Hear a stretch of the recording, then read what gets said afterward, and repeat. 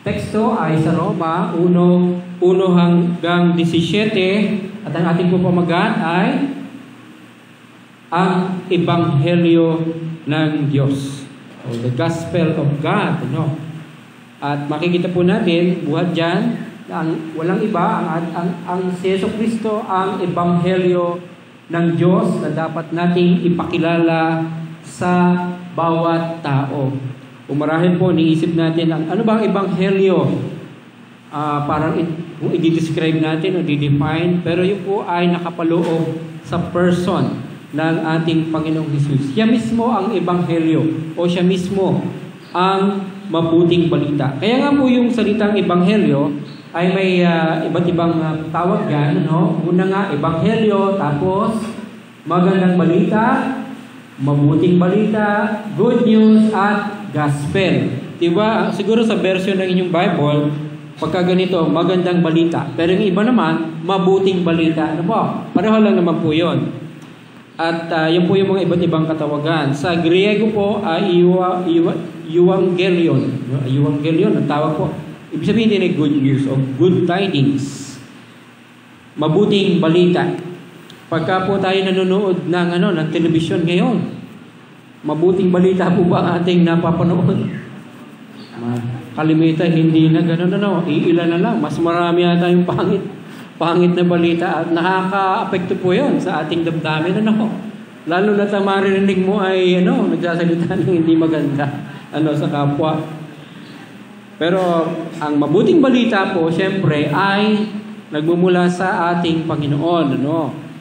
At tama-tama po, itong buwan ng Disyembre, atin pong mas inaalala ang pagsilang ng ating Panginoong Jesucristo. Nung siya po ay isinilang, ang bigla pong nagpakita sa mga pastol, nung isang gabi, ay mga anghel at nagdala sila ng mabuting balita, nang isinilang na ang tagapagligtas. At ngayon, atin pong patuloy po na susuriin, ano nga ba ang ebanghelyo ng ating Diyos. Kaya tinan po natin, una, ang ebanghelyo ng Diyos ay si Jesucristo. Mula po sa talatang 1 hanggang 7, ating titignan na siya po ay yung tunay na Diyos. Si Jesucristo. Sabi po doon sa verse 3 and 4, ang ganito. Tungkol sa kanyang anak. Tungkol sa kanyang anak. Yun daw po yung magandang balita na ipinangako niya nung una pa man sa pamamagitan ng mga propeta at sinasabi sa mga banal na kasulatan. So yung pong mabuting balita na ito o yung gospel ay noon pa man sa Old Testament sa pamamagitan po ng mga propeta, sa pamamagitan ng scripture ay ipinangako na ng Diyos Ama. At ito po ay tungkol sa kanyang anak. Kaya po siya anak ng Diyos, ang ating Panginoong Jesucristo. Tungkol sa kanyang pagiging tao, siya ipinanganak mula sa lahi ni David. Kaya, anak ng Diyos, anak din na nagkatawang tao. Dahil mula naman po siya sa lipi ni Haring David. Si Haring David po ay sa angka ng Huda. Kaya yun po yung pangunahin nating kailangan maunawaan sa ating Panginoon Jesucristo. Siya ay anak ng Diyos, kaya siya ay Diyos.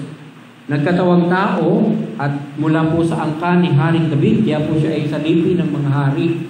Kumbaga, siya ay deserving na maging hari talaga ng Israel physically, hindi lang as a whole. Kaya siya ay tunay na Diyos, tunay na tao, and then, tunay na tao, and then, siya po ang pinagmumula ng biyaya at pagka-apostol. Yun po ang claim ni Apostol Pablo.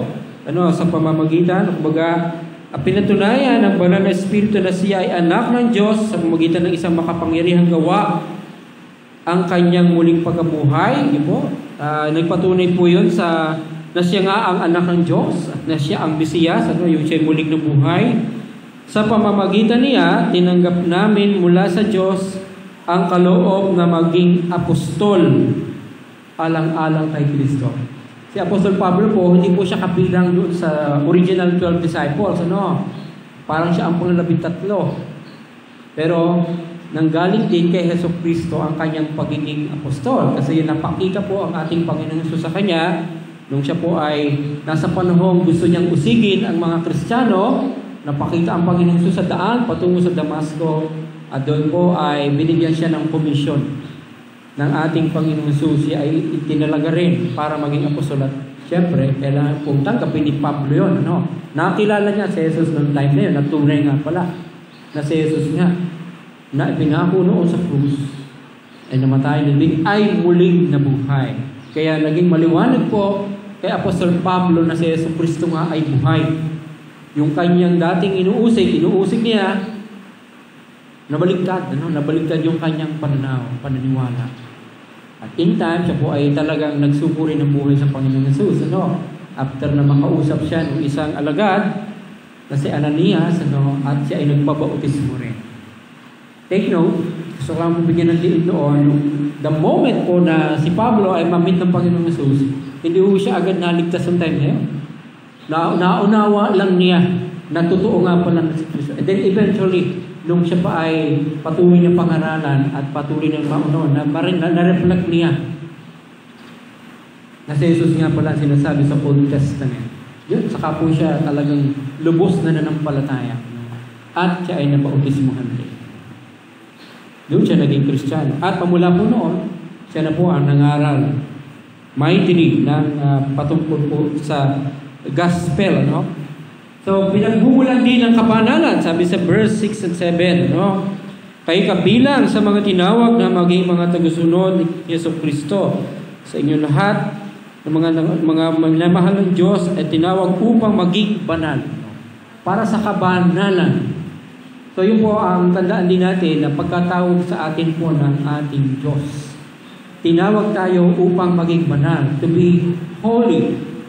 At yun po sa proseso ngayon na tinatawag na pagpapaging banal o sanctification. At sa pamamagitan po yun ng ating pagtalima sa mga utos ng Diyos o sa kalooban ng Diyos na ating nakikita sa banal na kasulatan.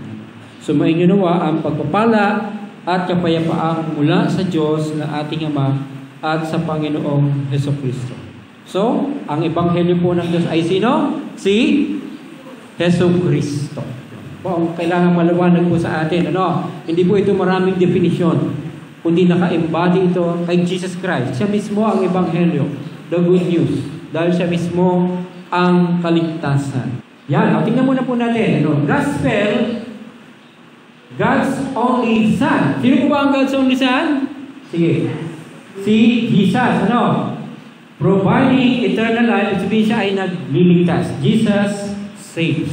Diyan po natin pwedeng i-define ang gospel, patungkol pa rin kay Jesus at kung ano ang kanyang ginagawa. Siya po ay nagliligtas. Kaya kinakanta po natin yung Jesus saves, Jesus saves. Okay, so tingnan natin, ang ebanghelyo ng Diyos ay para sa lahat ng tao. Yun naman po yung scope. Para kanino naman ang ebanghelyo? Ito ba ay para sa mga Hudyo lang? Di ba sila ang tinawag ng Diyos? Maliwanag po sa mga sulat ni Apostol Pablo, kasama rin ang mga hindi Hudyo, ang mga Gentiles na tinatawag. Alam niyo po ba na tayo ay Gentile? Tayo yung mga Hentil. Tayo po yung mga hindi Hudyo sa in the flesh. Dahil hindi tayo Israelite. Pero, mayroon ding plano ang Diyos para sa mga hindi Hudyo. Nais din niya na makabilang sa kanyang pamilya.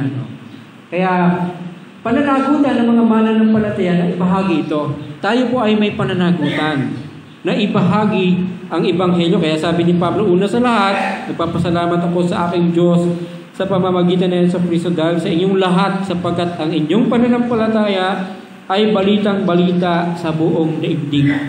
Yung po mga sinusulatan ni Apostol Pablo na mga nasa Roma, na mga naging Kristiyano na, magkakahalo na po yon. May ilang mga Hudyo na nasa Roma na nakakilala rin sa Panginoon. Pero mas marami ang mga Roman citizens na hindi Israelite nakakilala din.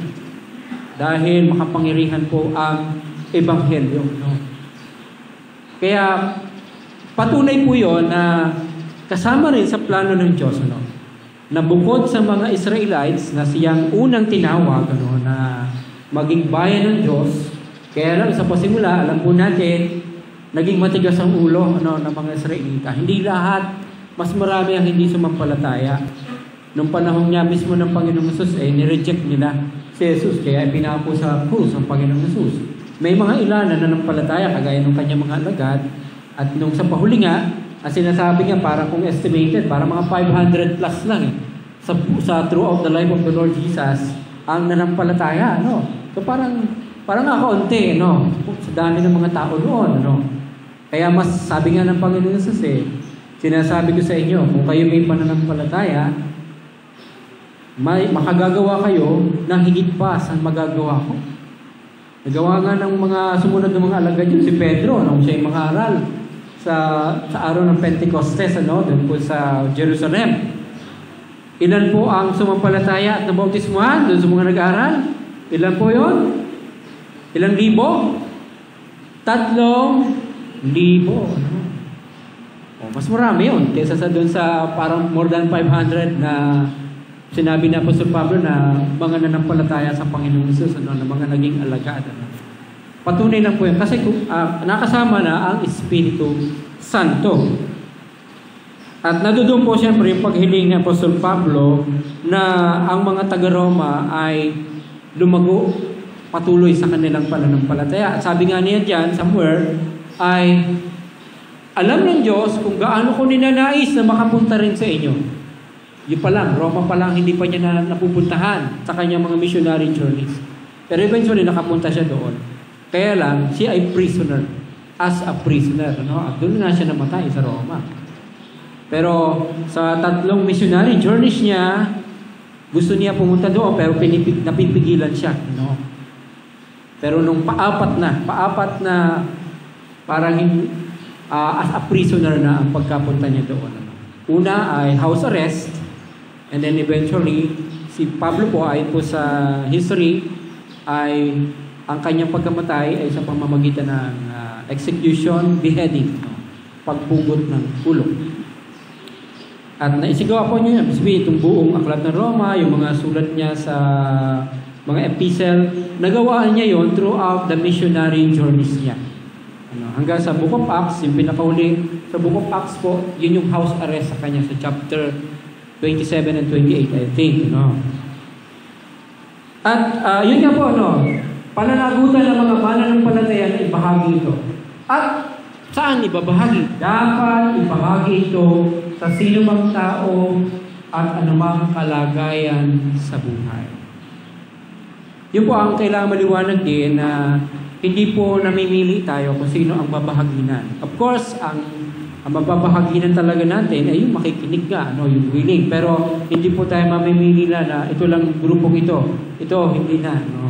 Kaya nga po, sabi doon ng Panginoong Yesus din, kumayo kayo, gawin yung alagad ang lahat ng mga tao sa mga bansa. So lahat, para sa lahat po ng tao ito. Doon din po sa sinabi niya sa Acts 1:8, and you shall be my witnesses. Magiging mga saksi ko kayo sa Jerusalem, sa Judea at Samaria, at sa buong hangganan ng daigdig. So yun po ay palawak. Para po halimbawa naghulog ka na, halimbawa sa isang palanggan ng tubig, naghulog ka ng maliit lang na pebble sa gitna, yung ripple effect na tinatawag, palawak. So ganun po. Kaya po meron tayong mga tinatawag ng mga misyonero. Pagka po Jerusalem, inihalin tulad din ito sa parehong kultura. Amba, tayo, mga kapwa Pilipino, o kaya mas kapwa Batanggenyo, pwede natin sabihin, mas pare-pareho pa ang kultura natin, Yun po ibig sabihin ng Jerusalem. Parang nagsimula, yun po yung sentro kasi ng Israel that time. Mostly, mga Jewish po yun, mga Israelites. Pagka naman, Judea at Samaria, yun po yung sumasakop sa Jerusalem. Yung Judea, yun po yung province na sumasakop sa Jerusalem. Ang Jerusalem po ay town o city. City of Jerusalem. Yung Judea naman, yun yung sumasakop. Kaya Judea and Samaria, yung Samaria po, katabing probinsya ng Judea. Kaya palawak din. And then to the ends of the earth. Kaya yun po yung trend, yung tendency ng proclamation ng gospel. Kaya nagkaroon po ng mga misyonero din, hindi lamang sa sariling bayan at pumupunta sa mga ibang bansa o sa ibang, kahit sa mga bundok, no? Pwede rin po tawagin na parang, same language, no? Pero different culture, no? O kaya ay same nation, same country, pero magkaiba kayo ng kultura dahil iba ang ethnicity, no? Nagpunta ka sa grupo ng mga Aita, okay, sa mga Mangyan, no? Sa mga Ifugao, yan. So, kahit parehong Pilipino, pero magkaiba pa rin ang kultura. Ang tawag na rin po doon parang pumunta ka na sa Judea na. And then Samaria, and to the ends of the earth, lalo na nagpunta ka sa ibang bansa. Iba na ang lingwahe, iba pang kultura, ay ang tawag po doon ay yung meron pong terminology sa missions, na different culture, different country, different culture. Pero sa lahat pong yun, naaalis po yung tinatawag na barrier o hadlang, kaya nga nag-aaral po yung ibang misyonero ng lingwahe muna, napupuntahan nila. Nagsasanay sila sa kultura, kung anong mga pagkain. Sino po ba yung missionary na nagpunta dito? Si Ate Ann Stanworth. Sa Bawan po, sa Modern Church noon ay mga OMF missionaries ang tawag. Hindi na matandaan yung mga pangalan ng iba. Kaya naman ngayon, sa ating panahon naman, kung dati tayo ang pinupuntahan ng mga missionary galing sa Amerika, sa Europe. Ngayon sa ating po panahon naman ay mga Pilipino naman po ang nagiging missionary. Kaya tayo po dahil ang Pilipino daw po, madaling maka-adapt. Kaya malaking puwersa po ang mga Pinoy, lalo na dahil kalat po ang mga Pinoy sa buong mundo. Yung huli pong sabi ng PSA, ng ating Department of Foreign Affairs, 10 milyon, siguro 5 years ago pa yun, na nakadeploy sa iba't ibang panig ng mundo, mga Pilipino pa yun, Kristiyano o hindi Kristiyano. Imagine natin kung yung lahat ng mga yun ay marunong, o Kristiyano, halimbawa marunong magbahagi ng gospel. So, maabot nila yung kanilang amo. Na halimbawa sa Singapore, o sa Saudi Arabia, o sa iba pang lugar. Kaya, halimbawa po, ito po isang challenge sa bawat sa kung pagkalooban kayo ng Panginoon, makay pang ibang bansa, tapos ibang kultura. At siyempre, ang English naman ay international language. Sana po ay maging bahagi ng inyong misyon pagpunta doon sa bansa na pupuntahan nyo. Ay may makausap kayong taga roon para i-share nyo yung inyong pananampalataya. Yun po ay kalooban ng ating Panginoon. Para maging bahagi tayo ng pag-fulfill, tinatawag na Great Commission. Okay? So para po sa lahat ng tao, hindi po tayo mamimili lang. Kaya nga sabi po doon, ang pananagutan ko ay sa lahat. Sabi sa verse 14, may pananagutan ako sa lahat ng mga tao, sa mga sibilisado man o hindi. So kahit po mga katutubo, kailangan nilang marinig ang gospel. Talagang yung iba po ay nag-aaral pa para kung paano sila maaabot. O kaya sila ay nagdadala ng edukasyon. Kagaya po sa mga Aita o mga Mangyan, na sila po ay binibigyan ng edukasyon para matutunan din nilang magbasa ng Biblia. Okay?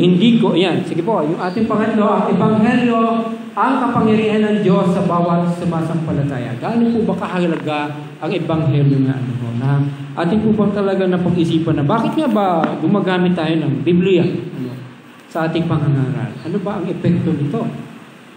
Yun po sinasabi niya Apostol Pablo, sabi sa verse 16, hindi ko ipinahihiya ang magandang balita sapagkat ito ang kapangyarihan ng Diyos para sa kaligtasan ng bawat sumasampalataya. Yan, atin pong suriing mabuti.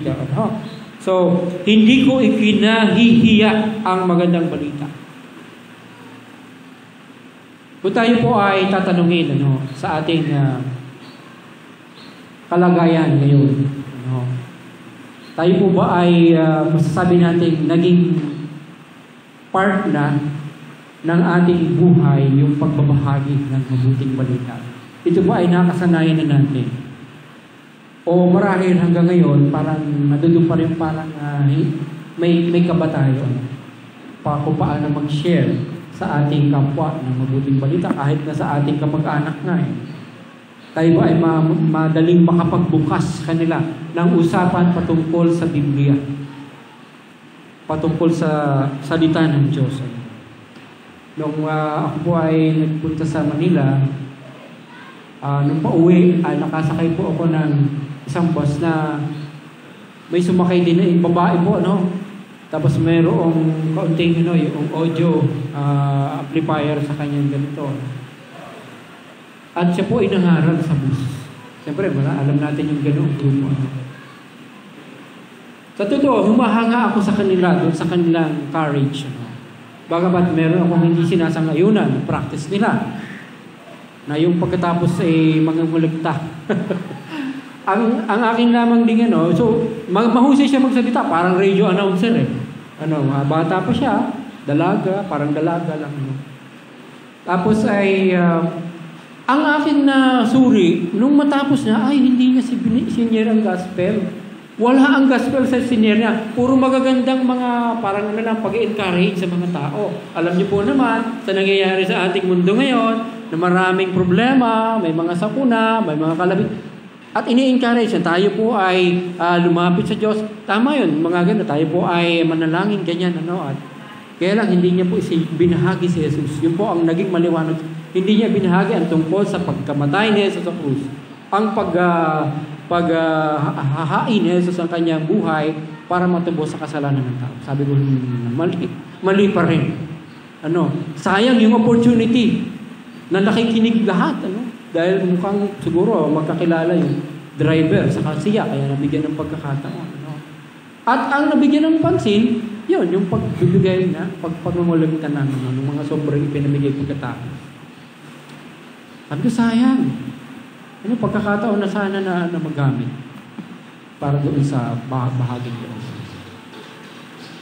So, hindi ko nakita na ibahagi niya ang gospel. Kundi, nag-encourage na sa buhay na ito. Ang gospel ay walang iba kundi si Jesucristo. Kaya naman po, pagkat po tayo ay nagbahagi sa ating kapwa, vision na hindi mawawala si Jesus Christ. Sabihin natin, papanalangin kita, pero sana maunawaan mo na kaya lang didinggin ng Diyos yung panalangin natin. Kung tayo may pananampalataya kay Jesucristo. Kasi sabi ng Panginoong Jesucristo, ako ang daan, ang katotohanan at ang buhay. Walang makakaparoon sa Ama, kundi sa pamamagitan ko. Kahit yung panalangin natin, hindi makakarating sa Diyos kung hindi dadaan kay Jesucristo. Kung hindi natin i-claim sa pamamagitan ng pangalan ng ating Panginoong Jesucristo. Hindi dapat natin ikahiya ang Ebanghelyo. Tayo po ba ay kapag tayo nasa publiko, tayo po ba ay okay lamang na makitang nagdadala kayo ng Bible? Lalo na kung malaking Bible. O talagang tagong-tagong. O kaya nakakapanalangin po ba tayo sa public, sa restaurant, bago kumain? Na talagang manalangin tayo na yung natural, hindi ka naman sisigan, hindi mo na para iparinig, hindi yung natural. O sabihin mo na lang, salamat po pag, tumungo na lang. Kinahihiya po ba natin, yung ating relasyon sa Diyos, na matawag tayong born again. Yun po talaga ang nangyari, hindi po isang relihiyon yun, kundi isang naganap sa mga sumampalataya kay Jesucristo bilang tagapagligtas at Panginoon ng buhay. Lalo na ngayon sa ating panahon, pasalamat po tayo dahil malaya po tayo Hindi pinagbabawal ang ekspresyon ng iyong pananampalataya sa ating bansa. Kumpara sa ibang bansa po na talagang ikaw ay ipe-persecute, lalo sa mga communist country. Kaya habang ika nga malaya pa, mas dapat po natin ika nga ay samantalahin. Or baka po ang gamitin na lang ng Panginoon din, kagaya po noong una, kaya po naging lalong masigasig ang mga mananampalataya ay dahil sa mga persecution. Baka doon pa tayo mas magiging lalong masigasig kung kailan mas mahirap na ang magbahagi. Yan, and then So tingnan po natin, nahayag ang katuwiran ng Diyos dahil kay Kristo. Yun po ang dahilan kaya hindi natin ikinahihiya ang gospel. And then, lastly, ito po ay mula sa pananampalataya hanggang sa pananampalataya. Okay. I think yung talata po doon ay 16 and 17 na. Hindi ko na lang napalitan. Hindi po yung reference doon. Verses 16 and 17 na ang pananampalataya pong yan ay ipinakita kung paano itinutuwid ng Diyos ang kaugnayan ng tao sa Kanya o yung katuwiran ng Diyos sa pamamagitan ng pananampalataya buhat sa simula hanggang sa wakas, ang sabi dito. Kaya ang pagiging matuwid po ng tao sa Diyos, siyempre kailangan ay pananampalataya kay Kristo. Doon po rin simula yun. Bago po, kaya po tayo, at kaya naman binabautismohan ang isang tao dahil utos yun ng Panginoon. Tapos po tayo nagbautismo, pero nagsimula po yan sa pananampalataya. At ang bautismo po sa tubig ay dahil nananampalataya ka rin. Talaga na yun ay utos ng Panginoon. And then nagpapatuloy po ito. Kaya yan mula sa pananampalataya hanggang sa pananampalataya, from faith to faith. Ibig sabihin, mamumuhay po tayo sa pananampalataya. Kaya nga sabi doon, tulad ng sinasabi sa kasulatan, ang itinuring ng Diyos sa matuwid sa pamamagitan ng pananampalataya ay mabubuhay. So, yun po yung buhay natin. Pagka sinabi yung by faith, una, ito ay, ang object ay ang Panginoong Jesus o ang ating Diyos. Tapos, may mga content yan. At yun po yung mga katotohanan pinag-aaralan natin buhat sa salita ng Diyos, sa Biblia. Doon po lumalago ang pananampalataya. At sa pananampalataya po yan, di po ba, nung ikaw ay unang sumampalataya, ang tawag doon, ikaw ay napag-ganap. Justified. Yung ating pinag-aaralan po sa Bible doctrines. Pagka sinabing justified ka, napawalang sala ka. Pinawalang sala nung una kang manampalataya. Ngayon, habang tayo nabubuhay, tayo po ay pinapaging banal. We are being sanctified. Sanctification naman, yung tawag ngayon sa proseso ng kaligtasan. Ligtas na tayo in the sense na hindi na tayo parurusahan sa impyerno nung tayo unang manampalataya.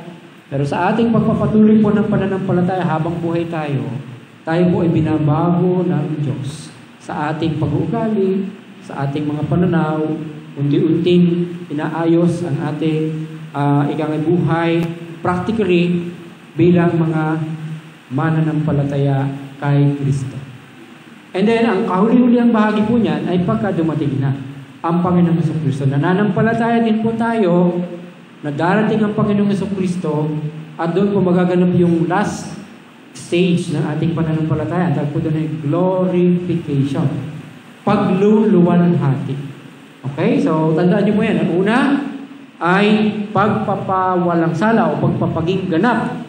Justification. Yun po yung simula ng tayo pananampalataya. Ngayon, habang tayo nabubuhay, ang tawag mo dyan ay sanctification. Pinapaging banal. Patuloy tayo. Ang kawakasan ay pagluluwalhati. Okay? So, yun po yung kompletong kaligtasan natin.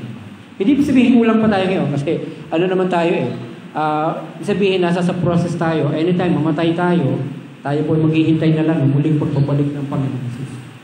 Kaya po sabi ni Pablo rin sa Pilipos 1:6, ako ay may lubos na kapanatagan na ang nagpasimula sa inyo ng mabuting bagay, ay kanyang lulubusin hanggang sa muling pagbabalik ng ating Panginoong Kristo. Sabihin, yung kaligtasan na yun na napa sa atin, ang tayo manampalataya, lulubusin ng Diyos hanggang sa bumalik ang ating Panginoong Kristo.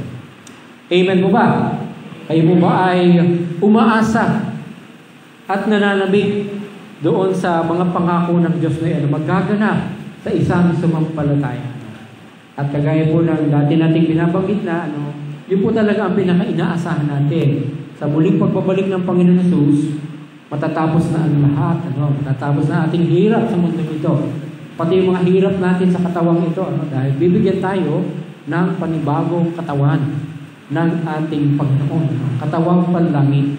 Hindi na masisira, hindi na magugutom, hindi na magkakasakit, hindi na mamamatay. Kaya yun po yung ating inaasahan. At yan po ang nais natin na magkaroon ding pag-asa ang mga tao.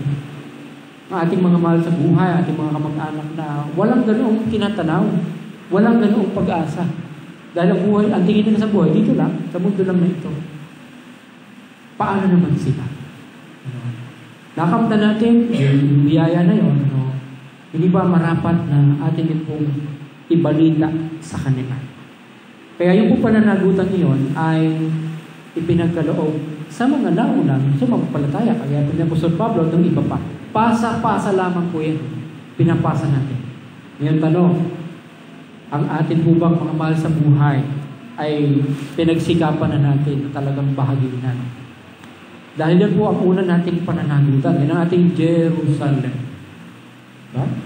Ang iyong asawa, anak, ang iyong mga magulang, mga kapatid, mga kamag-anak, kapitbahay, kaibigan, at iba pang close na acquaintances. Yun po yung una nating pananagutan. Yan ating Jerusalem. And sumunod pa, sa mga katrabaho mo, katrabaho, at mga iba pang napupuntahan na kakasalamuha dito at sa ibang lugar. Hahanapin po sa atin ng Diyos yung pananagutan niya, pagharap natin sa Kanya. Kaya malapat lamang po na tayo patuloy mapaalalahanan sa mga bagay na ito. Yun nga po sinasabi ni Apostol Pablo, ako ay may pananagutan. Hindi lamang sa mga Hudyo, kundi kahit sa mga hindi sibilisado at sa mga sibilisado man, sa mga Hudyo at sa mga Hentil. Nagkaroon po tayo ng pananagutan na yun. O tinatawag ko na iba, pagkakautang. I am a debtor. Kung siguro wala kang utang sa financial ngayon, may utang tayo sa spiritual. Ang utang na maibahagi natin sa iba, ang pananampalatayang tinanggap din natin o kaligtasang tinanggap natin sa ating Panginoon sa Kristo. Yan, sige po. Kaya naman, atin pong hamon. Yan. Sabi po pala sa Roma 10:9-11, yung pong kahalagahan ng pagsampalataya upang maligtas, sapagkat kung ipapahayag mo ng iyong bibig si Jesus na Panginoon at sasampalataya ka sa iyong puso na binuhay siyang maguli ng Diyos sa mga patay, ay maliligtas ka. Sapagkat ang tao ay nananampalataya ng puso sa ikatutuwid at ginagawa sa pamamagitan ng bibig ang pagpapahayag sa ikaliligtas. Sapagkat sinasabi ng kasulatan, ang lahat na sa Kanya ay nagsisampalataya ay hindi mapapahiya. Yan po ang isang dahilan. Kaya may mga times po na tayo, nag-aanyaya tayo, na ipahayag ang pananampalataya. O kaya ay mismong marinig natin sa isang tao na kinikilala niya na si Jesus ang kanyang sariling tagapagligtas. Yun ay ipinapahayag ng bibig. Kasi kung ano nasa puso, dapat ipahayag ng bibig. No? Yun po yung parang outward natin na indicator na sumasampalataya. Pero of course, ang Diyos pa rin na nakakakita ng puso. Pwede kasing sabihin pa rin ng bibig, pero hindi naman pala totoo sa kalooban. At may mga ganun po mga tao na sa simula lang, okay, narinig nila, sinabi nila sila ay sumasampalataya. Pero eventually nawawala na rin. Hindi mo na makikita. Pero ang isa pong nagpapahayag, ibig sabihin tuloy-tuloy na kinoconfess niya sa kanyang buhay na si Kristo nga ang kanyang tagapagligtas at ang kanyang Panginoon. Kaya tayo po ay sa pagbabahagi natin ng mabuting balita, mahalaga po na merong response sa mga tao. Kapag tinanong natin, ako po ang ginagawa ko karaniwan, kahit, albawa, na nag-share ako ng gospel, pwede kong tanungin na lang, sa inyo po narinig, naniniwala po ba kayo na totoo ang sinasabi ng Biblia? Oo, hindi. Alam naman ang sagot doon. O kaya ay hindi sigurado. And then, ikaw ba ay sumasampalataya na si Yesu Kristo nga ang tagapagligtas sa kasalanan. So, kailangan mong tanungin personal. Kahit po hindi sa pamamagitan na, siya, sumunod ka sa aking panalangin. Pwede rin po yun, pero una po ito ay desisyon. Not necessarily yung parang basan yumuko at nanalangin. Kasi pwede pong gawin ngayon, in public, halimbawa, nag-aral ako, tapos sabi ko, lahat po tayo yumuko at manalangin tayo, ipahayag mo kung si Jesus nga yung tagapagligtas. Pwede naman yun, Pero, decision po yan. Kahit po hindi doon, pwede mong tanongin personally. Naniniwala ka mo. Mula sa iyong puso na si Jesus Cristo nga ang iyong tagapagligtas at Panginoon. And then, susunod na yun. Kung siya imanan na langin sa sarili niya, maaari niya. Kaya ito po ay naniniwala sa puso. At ipinapahayag ng labi si Jesus Cristo nga ang Panginoon, tagapagligtas. Yun naman ang natin yun ang palatandaan sa atin dahil hindi mo natin nakikita ang puso. Kung di sasabihin, ang Diyos ang nakakakita ng puso. Pero pag sampalataya, kailangan pong may response mula sa tao.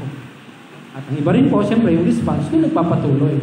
Sa pananampalataya, nagpapatuloy sa pagsamba, nagpapatuloy sa pagdalo, sa mga pagtitipong Kristiyano, yun po ang para sa ating nagiging palatandaan ng tunay ng ito'y sumasampalataya kay Kristo. Kaya naman po yung hamon sa atin. Dahil sa Jesucristo ang Ebanghelyo ng Diyos na dapat natin ipakilala sa bawat tao. Sino-sino na ang mga taong dinalhan mo ng Ebanghelyo? Halimbawa, kung mamula ay kayo maging mananampalataya, kung isusulat mo yung mga pangalan, na nag-try ka, kahit naman hindi naman tumanggap, okay lang yun. Pero nag-try ka na bahaginan mo ng Ebanghelyo. Maganda po, meron tayong ganoong journal, para nakikita natin, sinimulan ko ito yung panalangin, nitong date na to, tapos nagsisikap akong bahaginan, nitong date na to, tapos siniray ko rin ayayahan sa church o sa Bible study, para po makita natin yung progress, ng isa nating pinapanalangin, nais nating ilapit sa Panginoon. Ilan po ba? Meron na po ba? Ilan taon na po tayong Kristiyano? Ilan na po ang ating nadadala sa Panginoon? Then, pangalawa, sino pa ang kailangan mong puntahan at bahaginan ng mensahe ng kaligtasan? Kung sakali mang parang kakaunti, ay hindi po dapat natatapos na ganun yun. Sa totoo po, sa lahat ng ating gawain bilang Kristiyano, siyempre ito yung pinaka-i-oppose ng kaaway. Kaya naman makakaranas talaga tayo ng parang mahihirap. Sa kausap mo na, magba-Bible study na kayo, biglang nakakancel. Either nakagawa sa isipan niya o sa mga circumstances o sa iyo din. Baka hindi mo na lubos na ipanalangin. Kailangan pong tuloy-tuloy tayo. Gagawa po tayo ng iba pang paraan. Kasi ito nga ang pinakaninanais ng Diyos. Ito yung huling atas sa atin ng Panginoon. And, just to be realistic tayo, marahil po, siguro kung nagiging masigasig tayong lahat dito, marahil po, hindi lang ganito ang bilang natin sa panahon ito. Next year po, ay mag-celebrate po tayo ng 50 years. So, it tells something sa atin po bilang mga mananampalataya. Kailangan po natin i-improve ang ating pagiging witnesses. Amen po ba? Nakikita po ba natin yung pangangailangan ngayon? Or else, hayaan na natin yung harap tayo sa Panginoon na nasaan na yung pagiging witness natin. Yun po aking desire. Siyempre, siguro, kung kukumpara natin, of course, ang pagkukumpara po natin ay dahil sa layunin natin maging mabuting lingkod sa Panginoon. Sa Mother Church natin, kapag 60 years na sila, marami-rami na rin, Pero kung kukumpara mo pa rin dun sa iba pang mga churches, ang tinatawag ng mga mega churches ngayon, na mga thousands na ang dumadalo sa kanila. Sa maikling panahon lang po yun. Hindi mo pa maikukumpara din sa Mother Church, 60 years na. Pero siguro, ang membership, mga almost 2,000 siguro, o bagamat hindi dumadalo lahat. Dahil nasa sa iba't ibang lugar. Tayo po, sa ating, tininan ko yung record natin, pamula nang magkaroon ng mga baptism, parang nasa 100 plus yung ating mga napasulat doon. Pero nasa saan sila? Siguro marahil ang iba, mga transient talaga. mga nagtatrabaho, eventually, nawala na ulit. Pero kumusta po yung ating mga kaanak? Mga iba pang kakilala na taga rito sa lugar dito. Ibig sabihin, meron pa po tayo kailangan gawin. Sa atin po, nandun nakaatang ang pananagutan na iyon dito sa ating lugar. And hopefully, by God's grace at sa the dedication, commitment ng bawat isa sa atin ay maririn muli yung ganoong pagnanais. Wala po tayong excuse na kulang tayo sa training. Nagkakaroon naman po ng mga training, di ba? Kundi nasa sa atin po talagang pagmamahal sa Diyos. Kung mahal natin ang Panginoon, gagawin natin yung gusto niya. At walang iba, kundi ang heartbeat ng Panginoon is maligtas pa ang maraming tao. Pag-ibig sa Diyos and then pag-ibig din sa kapwa. Kung mahal mo talaga ang iyong mga kamag-anak, kapamilya, ang tunay na pagmamahal, yung ninanais mo yung pinakamabuti sa kanilang buhay, ang hindi sila pumunta sa impyerno. Lahat po ng wala pang pananampalataya kay Kristo, hindi pa tumatanggap kay Kristo, ay pa-impyerno. Tandaan po natin yun. Anytime na dumating sa kanila ang kamatayan, diretso sila sa dako ng pagdurusa. Okay na tayo. Paano naman sila? Mahal po ba talaga natin ang ating Diyos? Mahal po ba natin ang ating mga kamag-anak? Tayo po manalangin. Aming Panginoon, salamat po sa iyong mga salita muli na aming na-review. At nawa po, O Diyos, sa iyong pamamagitan ng iyong Santong Espiritu, patuloy ka mangusap sa bawat isa. Hindi ka nagkulang sa mga aral para sa amin. Hindi ka nagkulang sa mga provisions mo. Sinabi mo, lahat ng kapangyarihan ay nasa Panginoon Jesus.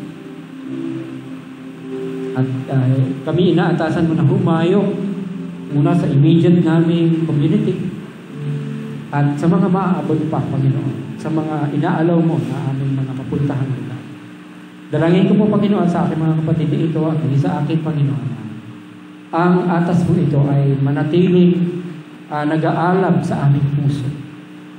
At mag-udyok ito upang talagang maglaan kami intentionally ng sandali ng pag-abot sa aming mga kakilala patungkol sa mensahe ng kaligtasan. Huwag po magamit namin ang panahon ito na kung saan ang mga tao ay mas marahil mas may interest sila na makinig sa salita ng Diyos dahil sa tinatawag na kapaskuhan, Panginoon.